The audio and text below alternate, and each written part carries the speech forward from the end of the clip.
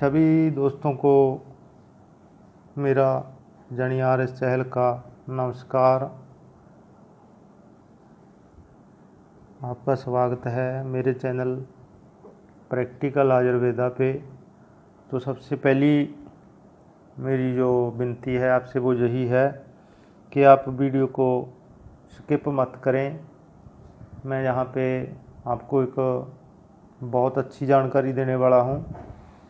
इसके संबंध में तो मैंने आपको लगभग सारी जानकारी दे रखी है कि इसको रस संदूर अगर 1 ग्राम लेंगे तो यानी बढ़ते क्रम में लेनी है सभी दवाइयाँ।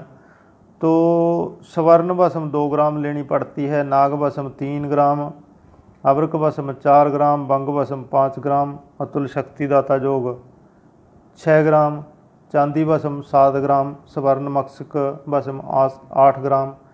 तो उसके बाद फिर इसको भावनाएं देनी होती हैं काफ़ी औषधियों की, वो भी मैंने आपको सभी औषधियों का नाम वगैरह मैंने बता रखा है आपको। और फिर उसके बाद इसका जितना वजन होता है टोटल वजन करके देख लें तो उससे आधी जो है इसमें शुद्ध की हुई अफीम मिलानी होती है। वो सारा कुछ मैं पिछले वीडियो में आपको बता चुका हूँ।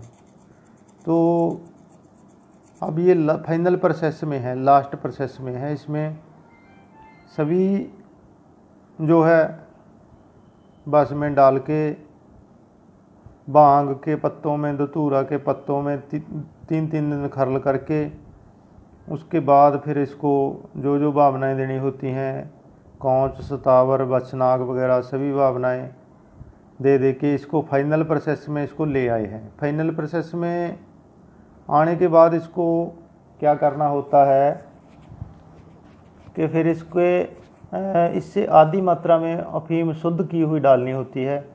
तो वो भी अब इसमें डल चुकी है। तो मेरा इसको आज बताने का मकसद सिर्फ यही है कि बहुत थोड़ी मात्रा में बनाते हैं तो भी बजट काफ़ी चला जाता है।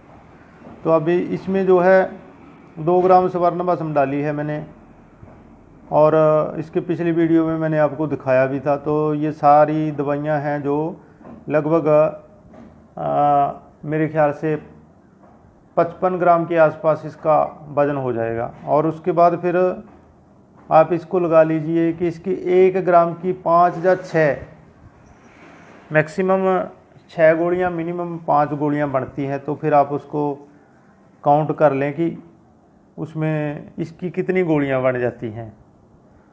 तो फिर देख लें आपके कितनी महंगी पड़ती है, कितनी कॉस्टली पड़ती है। तो लगभग इसकी 300 के आसपास मेरा अंदाज़ा है कि 300 के आसपास इसकी गोलियां बनेंगी।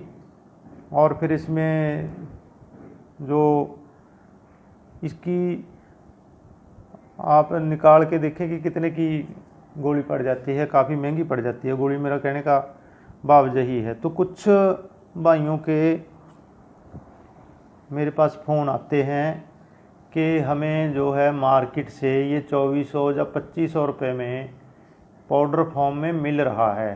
तो मेरे प्यारे भाइयों, ऐसा कुछ नहीं है। सतावर, मूसली, कौच बीज वगैरह डाल के कुछ लोग इसको पाउडर फॉर्म में बनाते हैं। उसमें ना तो वो शुद्ध की हुई ओपीएम डालते हैं।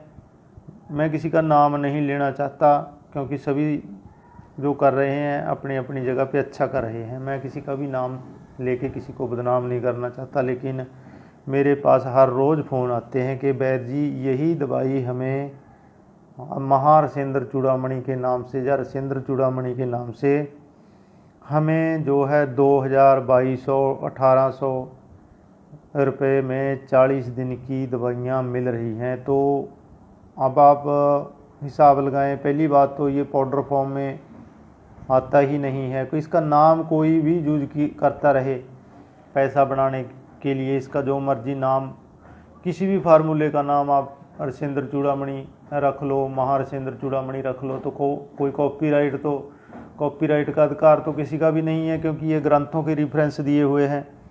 तो कोई किसी कोई भी इसका नाम यूज़ कर सकता है, कोई भी इसको इसका कुछ और नाम रख ले, वो अलग बात है, तो लोगों को भरमाने के लिए। लेकिन जो असली इसका फार्मूलेशन है वो यही इसका फार्मूलेशन है। तो मेरे को तो इस पे काम करते हुए लगभग 5-6 साल हो गए हैं। तो इसी मैं नाम से इसको बनाता हूँ, ऋषेंद्र चूड़ामणि रस के नाम से, और जितनी भी दवाइयों की भावनाएं हैं वो पूरी भावनाएं देता हूँ। और जैसे इसको बनाने का जैसे रेफरेंस है उसी रेफरेंस के अनुसार इसको बनाता हूँ, तो रिज़ल्ट भी अच्छे, बहुत अच्छे रिज़ल्ट मिलते हैं। लेकिन कुछ भाई जो हैं फिर भी इस बात को समझते नहीं हैं कि ये इतना सस्ता कैसे मिल जाएगा, क्यों कोई इतना सस्ता दे रहा है। तो उसमें तो फिर स्टेरॉइड जो कि आपको मार्केट में 3-4 रुपए की गोली मिल जाती है, वही स्टेरॉइड डाले हुए होते हैं, क्योंकि एक बार आपको उत्तेजना आ जाती है तो आप वाह वाह कर उठते हैं कि वाह, वैद्य जी की दवाई में तो चमत्कार है। तो ऐसे लोगों को तो देखो, ऐसे लोगों का तो भगवान खुद देख रहा है, उनको तो मैं उनके बारे में कुछ नहीं कहना चाहता, वो परमात्मा जानता है वो किस विषय में चल रहे हैं, किस संबंध में चल रहे हैं, क्या उनका मार्केटिंग करने का तरीका है, क्या उनका पर्पज है। लेकिन हमारा जो मंतव्य है, हमारा मंतव्य तो यही है कि आपको शुद्ध दवाइयों के बारे में जानकारी दी जाए। और कुछ भाई खुद भी बोल देते हैं कि हम खुद बना रहे हैं, तो आप बना सकते हैं, लेकिन किसी वैद्य की देख रेख में, क्योंकि ये सभी महंगे घटक हैं। अगर आपको थोड़ी सी भी दवाइयाँ कोई ख़राब हो गई, इधर उधर हो गई, कुछ ज़्यादा डल गया या कुछ कम डल गया, तो आपका सारा खेल ख़राब हो जाएगा, और फिर वो महंगी दवाई को आप फेंक भी नहीं सकते, उसका इस्तेमाल आपको करना पड़ेगा ही पड़ेगा। तो ये कुछ बातें हैं ध्यान देने योग्य है कि ऋषेंद्र चूड़ामणि है, काम चूड़ामणि रस है, सिद्ध मकरध्वज बट्टी है, तो इसमें हीरा व संबाड़ा एक हमारा योग है। तो इसमें रिजल्ट तभी मिलते हैं जब दिल से दवाइयाँ बनाते हैं, दिल से मेहनत करते हैं, और अंदर एक भावना होती है कि भाई अगर कोई भाई हमसे दवाई ले रहा है तो उसके मन को ठेस ना पहुँचे, उसका जो है उसको कम से कम संतुष्टि हो, इस बात की संतुष्टि हो कि हाँ भाई मैंने 2 रुपये खर्च किए हैं तो उसका मेरे को मूल्य मिल जाए। अब कोई 5-7 खुराकों में, 5 पुड़ियों में आपको ठीक करने की बात कह रहा है, तो वो अगर देखो, मैं एक बात आपको समझाना चाहता हूँ, कई बार पहले भी मैंने बात की है। अगर शरीर में, हमारे शरीर में वीर्य बिल्कुल भी नहीं है, कम है, पतला है, तो उसको ठीक होने के लिए एक समय होता है, एक टाइम पीरियड होता है, एक लिमिट होती है। ये जो 6 या 7 पुड़ियों वाली बात है, तो इसमें भी आप ये देखो कि अगर आप धातु आपकी पुष्ट हो जाएगी, अंदर से पाचन तंत्र सही हो जाएगा, धातु पुष्ट हो जाएगी, तो फिर ही आपको दवाइयाँ काम करेंगी। तो ये जो 6-7 खुराकों में 3 पुड़ियों में ठीक करने की बातें हैं, ये तो सिर्फ एक बहकाने की बातें हैं। और दूसरा, यूट्यूब पे लोगों ने, अनजान लोगों ने कमाई का एक जरिया बना रखा है, क्योंकि उनको यूट्यूब पैसे देता है व्यू के हिसाब से। तो वो क्या करते हैं, वो बाहर कुछ और लिख देंगे, अंदर कहेंगे कि बस दाल चीनी का टुकड़ा मुंह में रख लो, जब तक चाहो आप संभोग रचा सकते हो। तो ऐसा भी कुछ नहीं है, ऐसी सब बहकावे वाली बातें हैं। अगर आप कहीं से भी दवाई लेना चाहते हैं, ठीक होना चाहते हैं, सबसे पहले तो अपना खान पान सही करें। दूसरा नंबर, आप जो आपको कोई वैद्य मित्र या कोई भी डॉक्टर जिससे आप इलाज ले रहे हैं उस पर आप भरोसा करें। कई बार क्या होता है कि दवाई 1-2 दिन आपको ऐसे लगता है कि जैसे कोई हाजमे में खराबी हो गई, तो कई बार ऐसे भी हो जाता है, तो 1-2 दिन में दवाइयाँ अपना काम करना शुरू कर देती हैं, पचना शुरू हो जाती हैं अंदर पाचन तंत्र के हिसाब से। तो वो चीज़ का भी ध्यान रखना होता है। 2-3 दिन बाद ही कई भाई फिर फ़ोन कर करके बार बार कहते हैं कि भाई मेरे को तो इससे ऐसे लग रहा है, ये हो रहा है, मेरे तो हाजमा ख़राब हो गया। तो थोड़ा संयम रखना भी इसमें ज़रूरी है। तो ये सारी चीज़ें होती हैं, ध्यान देने योग्य है। हाँ चलो, किसी को कोई दवाई नहीं सूट करती तो वो अलग बात है, तो उसको कोई हो सकता है पाचन तंत्र में खराबी हो, कोई लीवर में पहले से खराबी हो, तो वो पहले लीवर की दवाइयाँ ले, अपना लीवर ठीक करे, फिर दूसरी दवाइयाँ इस्तेमाल कर सकता है। तो ये मैं आपको बातें आपसे मेरे दिल में काफ़ी दिनों से आ रही थी, मैं आपसे शेयर करना चाहता था। बाकी तो आप सभी से बस निवेदन यही है कि अपने चैनल को ज़्यादा से ज़्यादा सब्सक्राइब करें और शेयर करें, और कमेंटों में ज़रूर हौसला अफजाई कर दिया करें। और अब ये फाइनल पार्ट में है, तो तुलसी के पत्तों का रस, आजकल तुलसी के पत्ते भी बड़ी मुश्किल से मिलते हैं, तो तुलसी के पत्तों के रस में इसको खरल करना है। खरल करने के बाद इसकी 1 से 1.5 रत्ती की गोली बना लेनी है।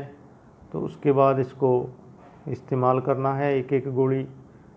दूध घी का खूब इस्तेमाल करें, क्योंकि ये सभी दवाइयाँ भस्मों वाली जो होती हैं, तो इनमें दूध घी का खूब इस्तेमाल करना होता है। तो आपकी जो शीघ्र पतन की समस्या है उसको ये नष्ट कर देगी, और आपके जो दाम्पत्य जीवन है, आपका जो ग्रस्त जीवन है, उसमें खुशियाँ भर देगी। तो ऐसे योग जो हैं ये विश्वसनीय लोगों से ही बनवाने चाहिए, और इसमें थोड़ी सी भी कोताही आपकी सेहत का भी नुकसान कर सकती है और आपके पैसे का भी नुकसान कर सकती है। तो यही मेरा आपसे निवेदन है कि आप सभी भाई तंदुरुस्त रहें। और सबसे बड़ी बात है कि आप खान पान अपना सही रखें। अगर खान पान सही होगा तो दवाइयों की ज़रूरत ही नहीं पड़ेगी। तो इतना बड़ा हौवा नहीं है, कई भाइयों ने हौवा बना रखा है कि मैंने बचपन में बहुत हस्तमैथुन किया जी, इसलिए मैं कमज़ोर हो गया हूँ। तो देखिए, हस्तमैथुन सभी करते हैं, लेकिन थोड़ी बहुत धातु कमज़ोर हो गई है, या कोई आपका लीवर कमज़ोर हो गया है, पाचन तंत्र खराब हो गया है, तो दवाइयों से ठीक हो जाता है, कोई ऐसी बात नहीं है। हौवा मत बनाया करो इसको, डरो मत। अगर डरेंगे तो आपकी समस्या भी नहीं ठीक होगी। एक डरना नहीं है, दूसरा संयम बना के रखना है। 2 चीज़ें तो ज़रूरी हैं अगर आप आयुर्वेद की शरण में आते हो, ये चीज़ें ही सिखाई जाती हैं। तो आप बिल्कुल ठीक हो सकते हैं, आपका रोग बिल्कुल ठीक हो सकता है। और कॉलिंग का टाइम मैं आपको हर बार बताता हूँ, 9 से 5 बजे के बीच में है। कई बार किसी कारणवश फ़ोन नहीं भी उठाया जाता, किसी भाई का नहीं भी जवाब दिया जाता, तो उस टाइम आप सभी से माफ़ी चाहते हैं। एक बार फ़ोन करके अगर आपका फ़ोन नहीं उठाया तो आप फिर घंटा ठहर के कर सकते हैं, क्योंकि हो सकता है किसी मजबूरी में बैठे हों। देखो, हर आदमी के सामाजिक ताने बाने होते हैं, तो इसको सभी तरह के शादी में, गमी में कोई इधर उधर जाना पड़ता है, तो ज़रूरी नहीं है कि हर टाइम ही उसी टाइम जवाब दिया जा सके। तो कई बार ऐसी भी परिस्थितियां होती हैं, अतः उस टाइम थोड़ा ख्याल कर लिया करें। और 9 से 5 बजे कॉलिंग का टाइम है। आप सभी का बहुत बहुत आभार, बहुत बहुत धन्यवाद।